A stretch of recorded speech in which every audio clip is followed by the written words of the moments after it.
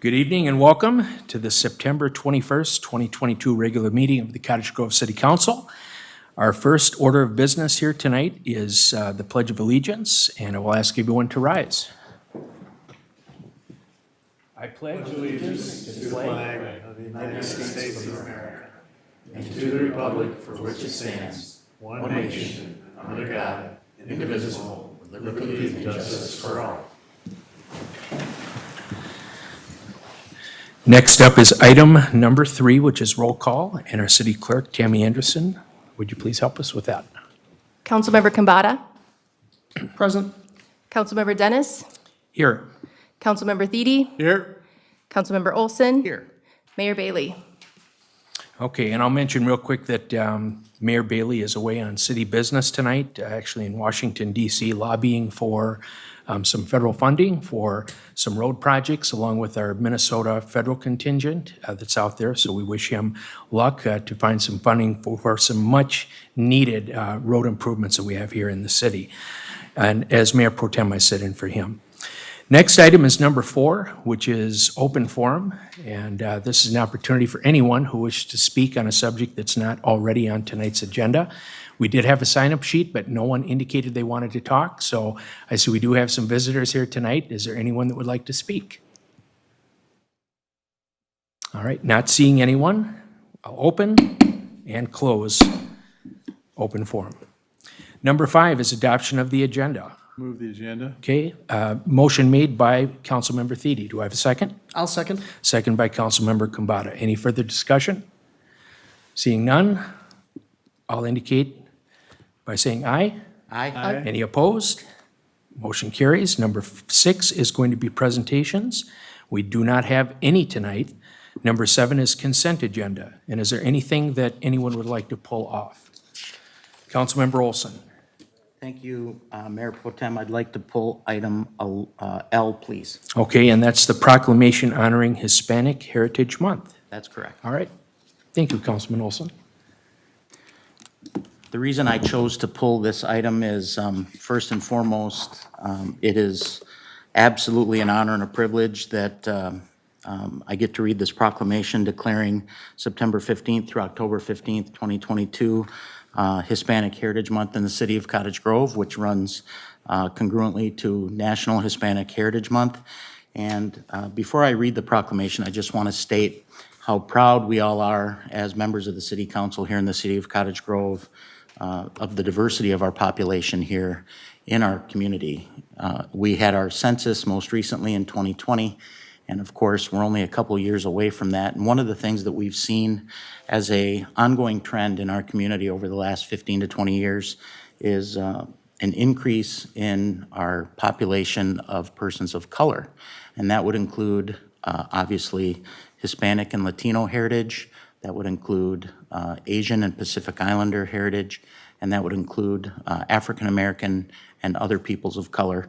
Our Hispanic population has grown to almost 5% of our total population here in the city of Cottage Grove. And so to acknowledge and make sure that we pay homage to our Hispanic and Latino population, I'd like to read this proclamation. Whereas National Hispanic Heritage Month, established in 1988, is an opportunity to celebrate the rich cultural traditions and honor the significant achievements of our Hispanic, Latina, Latino, and Latin American communities. And whereas Hispanic and Latino Americans have made enormous contributions to our diverse society by sharing their talents, culture, traditions, and their deep connection to family values, and a commitment to faith, and a desire to live the American dream. And whereas the Hispanic community has had a profound influence on our country through their strong commitment to family, faith, hard work, and services, and they have enhanced and shaped our national heritage with centuries-old traditions that reflect the multi-ethnic and multicultural customs of their community. And whereas we recognize and honor the many ways that Hispanics have enriched the fabric of our society, while also rededicating ourselves to address the lack of equal access to opportunity that many still face. And whereas the city of Cottage Grove is proud to honor the history and contributions of Hispanics in our community and throughout the state and our nation, now therefore, the mayor and city council of the city of Cottage Grove, county of Washington, state of Minnesota, hereby proclaim September 15th through October 15, 2022 as Hispanic Heritage Month. Passed this day, 21 September 2022, and then there's an acknowledgement here to be signed by Mayor Bailey. Thank you. All right, well, thank you, Councilmember Olson. And not having anything else to pull at this point, I'll look for a motion to approve the consent. I motion to approve consent. Motion made by Councilmember Kambata, second by Councilmember Olson. Any further discussion? Not seeing any. All in favor, say aye. Aye. Any opposed? Motion carries 4-0. With the consent agenda passed, if you were here for anything on this particular list of items tonight, everything is good to go. Number 8 is approved disbursements. 8A is approved payments for the period of 9/2/2022 through 9/22/2022 in the amount of $1,746,577.63. Move to, Okay. Look for a motion to approve by Councilmember Thiede. Do you have a second? Second. Second by Councilmember Olson. Any further discussion on this? Not seeing any. All in favor, say aye. Aye. Any opposed? Motion carries 4-0. Number 9 is public hearings. We do not have any tonight. Number 10 is bid awards. We're clean on that slate as well. Number 11 is regular agenda. We have nothing. That'll bring us to number 12, which is council comments and requests. And I'll start down here as we normally do with Councilmember Kambata. Thank you, Councilmember Dennis. We've got quite a few events coming up here within October and November related to activities at the ice arena and also related to activities going on with Civics and the Haunted Hayride. So I would encourage everyone to get on the city's website and look at the events calendar because we've got a pretty eventful month ahead of us. All right. Well, thank you so much for that. Councilmember Thiede. all right, well, I guess just a couple things. Number one, as I talk a lot about Strawberry Fest and in the fall, it's manifests itself as the parade, the Halloween parade, the Monster Bash, and so forth. So that is, now I was looking here, October, I should have looked that up first, shouldn't I? 29th. Yep. Thank you. October 29th, there it is. And that lines up over by the District Service Center, District Administrative Center, and then goes down to like the Applebee's area and so forth over there on East Point Douglas. So we were already starting getting parade entries and so forth. So there's a parade and you can get all dressed up and everything, and it's a bash. So make sure that you're checking your calendar and signing up for that. Also, to continue to mention that that we love to get people involved in on the committee and everything, and so we're actually, believe it or not, starting to get ready to look at next year and get things in place and get the whole committee firmed up and assignments and things like that, and so we can use a lot of help with that. So I would say, give me a call if you need to know when meetings are or something like that, or we'll keep them, should keep them posted and so forth. But so, at any rate, we'd love to have you involved. Awesome. Well, thank you, Councilmember Thiede. And Councilmember Olson, do you have anything for us tonight? Well, first of all, the man, the myth, the legend, Bill Zivic just walked into the room. We already passed your stuff, so you're good. Yep, this is a short one. So, we got to it already, but we're all looking forward to it. One question I had was, it's a mobile truck. Mm-hmm. We're not doing any of those.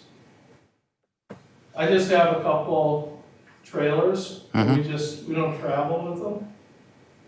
I mean, it's fine, it's passed and everything, but I think in the future, we should just figure that out. Okay. I know with the mobile trucks now, you gotta do something that you just passed. I think I got something going in this year, right? The food trucks you're talking about, and you're just referencing your trailers that you use, like for the ribs that you cook in the. Yeah, exactly. Yeah, okay, gotcha. Yeah, we'll talk about it. We're good. All right, thanks. Okay, Yep. You guys have a good night. So make sure you guys get down to Zivix for the fun. It's a, Saturday night, haunted experience. yeah, it's a blast. Trust me, it's really great. Okay, so to get back on track, Mr. Mayor Pro Tem, I first want to make sure everybody's keenly aware that there is an election this year. I'm not sure if you've watched any TV, but there's probably been a commercial or 10. And of course, it gets to be silly season, and there's a whole lot of this, that, and the other thing getting thrown around on social media and so on and so forth. But to do your part this year for the election, all you need to do is vote. If you'd like to find out whether or not you're actually registered to vote in the state of Minnesota, it's very easy. You can go to the League of Women Voters website by putting in vote411.org into any web browser, and you can search to find out if you're registered, where your polling place is. You can even look at sample ballots, et cetera. And the reason I'm bringing it up is because early voting starts September 23rd. It's coming right up. So we got a couple days until early voting starts, and then you'll be able to vote early up through November the 7th. And if you're going to vote early right here in the city of Cottage Grove, you just go down the road a piece to the Washington County South Service Center, and you can walk right in, you can get a ballot, you can register if you're not registered, and you can vote early. The one advantage to voting early, other than you don't have to wait in line on election day, is once you've voted, your name comes off all of the lists that the candidates use to send direct mail to. So you won't get all of that garbage mail in your mailbox once you vote. So that's another advantage in case you weren't aware of it. I want to encourage everybody to cast a ballot. The most important thing we can do as citizens of this great nation is to exercise our right to cast a ballot and vote every election, every time. It's very important. So again, if you're looking to register or find out where your polling place is, vote411.org for the League of Women Voters website. That's an amazing group of people when it comes to nonpartisan advocacy for voting rights. I also want to just make mention that we did recently have a candidate forum here in the Cottage Grove City Council chambers for the new Senate District 41. Every 10 years when we do a census, the lines get redrawn for representation, whether it's your senator for the state of Minnesota or for your House candidates for the state of Minnesota. So our city of Cottage Grove has been sliced and diced a little bit into a few different sections based on our census numbers for 2020. And our Senate district is Senate District 41, and then we also have a House District 41A and a House District 41B. And then there's actually a little wiggly part of the city that's in a whole nother area, but I won't mention that one tonight. That candidate forum, if you'd like to learn more about the candidates running for these seats, is available on the web at swctc.com. That's the South Washington County Telecommunications Commission. And they did film this. It was hosted by the League of Women Voters. There are 6 candidates who are running for these seats, 2 for the Senate seat, 2 for 41A and 2 for 41B. Unfortunately, they didn't all make it to this event. There were only 3 candidates who made it, but you will get the opportunity to watch what questions came in from the voters and how these 3 candidates responded and whether or not that meets with your values. So I would encourage you to take a look at swctc.com for that information when you get some time. This coming Friday, as Councilmember Thiede mentioned, we start parade season again, it seems. We've got the Monster Bash Parade, as he talked about, but we also have the Park High Homecoming Parade this coming Friday. So not only can you vote early on Friday, but you can go right from the South Service Center over to the high school, and you can get a whole bunch of candy.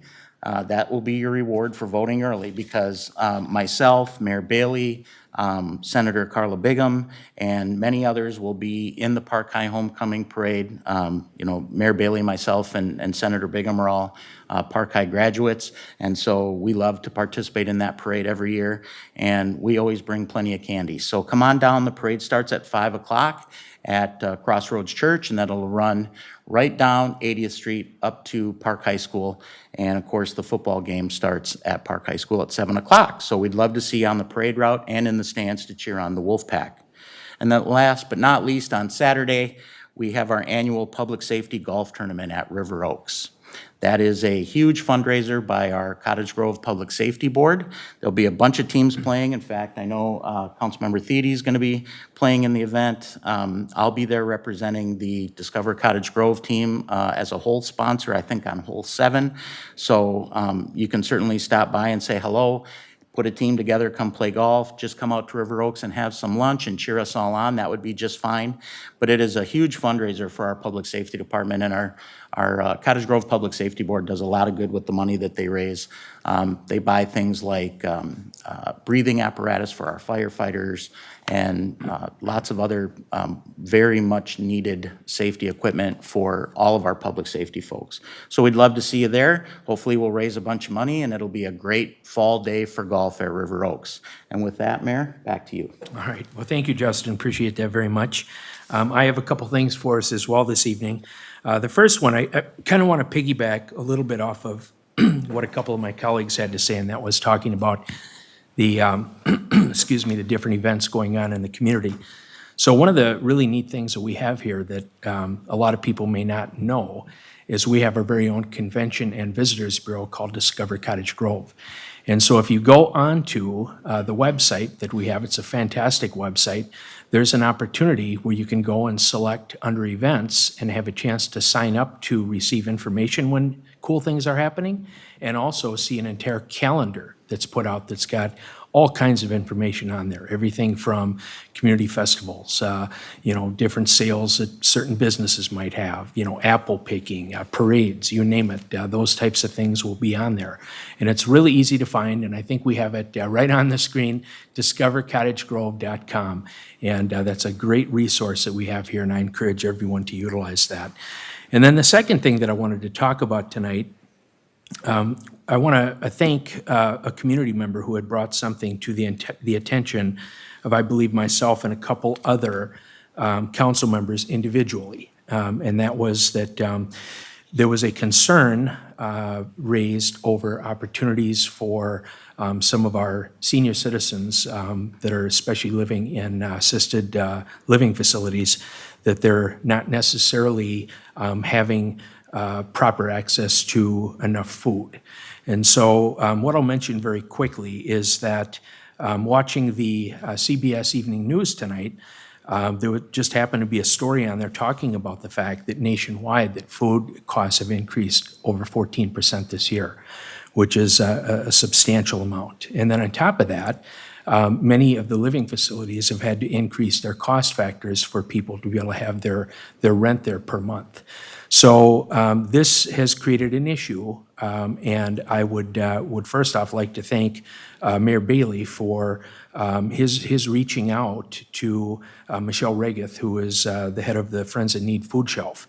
And so what was discovered is that there is a fantastic opportunity available in partnership through both Ramsey County and Washington County called Optage Senior Dining Choices.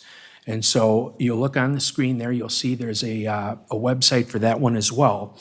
And what this is, in essence, is an opportunity for seniors to be able to have chef-prepared meals delivered to their facility, 1 meal per day. And what was indicated is that there's studies that show that if people have 1 meal per day, that greatly helps them to be able to stay within their home, which is a very good and important thing to have happen. So these are prepared fresh meals, very, very high quality, and they can either be served warm or they have frozen meals available as well. So this is a program that is funded, and it gives people the opportunity to make a free will donation if they want. If they can't afford to do so, those meals are covered free of charge, which I think is fantastic. So please, anyone who's interested in that, take a look at that website. Our senior citizens are among some of the most vulnerable people that we have, especially those that are on fixed incomes. So this is a very important thing. There's also other opportunities, Fare for All, there's our food shelf. there's things available that can be utilized to help. So I want to make that information available, and perhaps we get some help here from our city to also get some information put onto our Facebook page or some social media, things like that. So I just wanted to share that with everyone. And then the last item that I want to talk about tonight is we have a special visitor here, which is our Fire Chief, Rick Rodinas. And Rick, if you wouldn't mind coming up to the staff podium, I think there's something you'd like to talk about.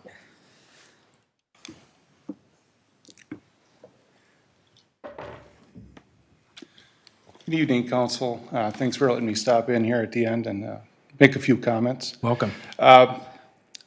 Last month, we had a night of celebration in town called Night Unite. Many of you council members went out with public safety personnel and visited the community, and I believe we had roughly over 50 parties to attend. Each of you, I'm sure, had a great time, but one of you stuck out during one of those parties. We had an event that happened where one of council members was riding with our staff, and we had a apparatus failure at a party. Councilmember Kambata happened to be riding on that apparatus when it failed at that neighborhood block party. Are you saying it's his fault? Is that what you're trying to get at? No. I'm sorry. All No, right, just I'm checking. gonna say we were fortunate he was riding with our staff on that night. Unfortunately, it was our newest apparatus, but he was able to quell the situation fairly quickly and get us back on the road. So we would, in the fire department, would like to acknowledge his resourcefulness and his quick action and his knowledge, and we had a plaque made for you. If I'd like to read that, please. Actually, Rick, why don't we all come down? We'll do it together as a team.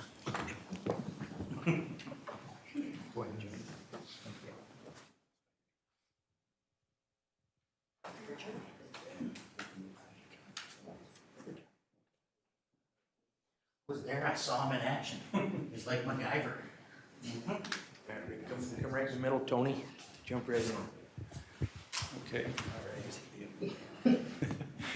Okay, I'm just gonna read what's on the plaque, and you might notice what's on it as well, and I'll give a little explanation for that too.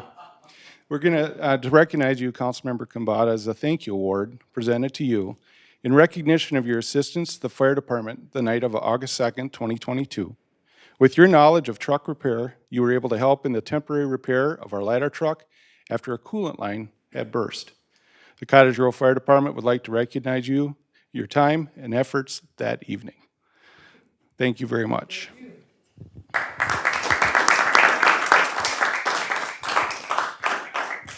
So what's on the front of this plaque is the hose line and coupling that Councilmember Kambata procured from, what I believe is his home residence.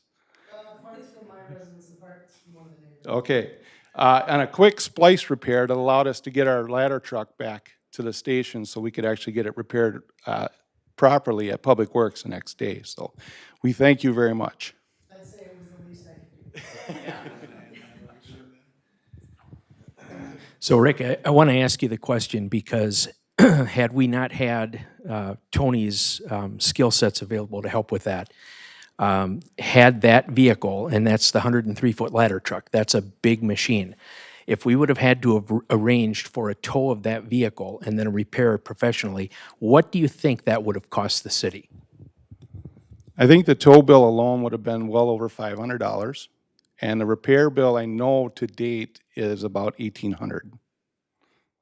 So it actually is up getting its final repairs right now this week up at Rosenbauer. So it took that long for all the parts to come in, actually. So, Councilmember Kambata, you earned about a third of your pay for the whole year. We don't get paid a lot. It's a labor of love, as we like to say. But Tony, fantastic, and always a privilege to have you here. So, do you want to say anything?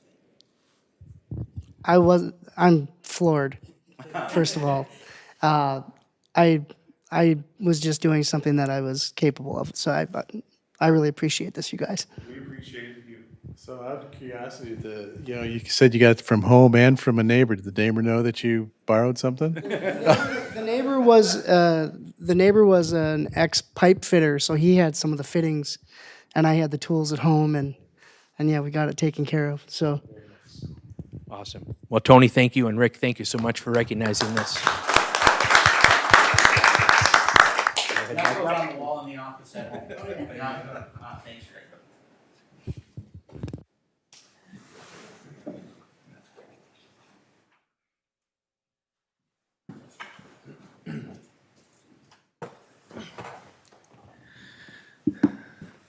All right, well, that's a pretty special way to end the meeting. So with that, we will move on to number 13, which is workshops open to the public. We do not have any. Number 14 is workshops closed to the public. We don't have anything tonight. And that'll bring us to item 15, which is adjournment. Do I have a Move to motion? adjourn. Motion made by Councilmember Thede. Do I have a second? I'll second. Second by the mechanic, Tony. Very nice. All in favor, say aye. Aye. Any opposed? Motion carries. Thank you all. Have a wonderful night.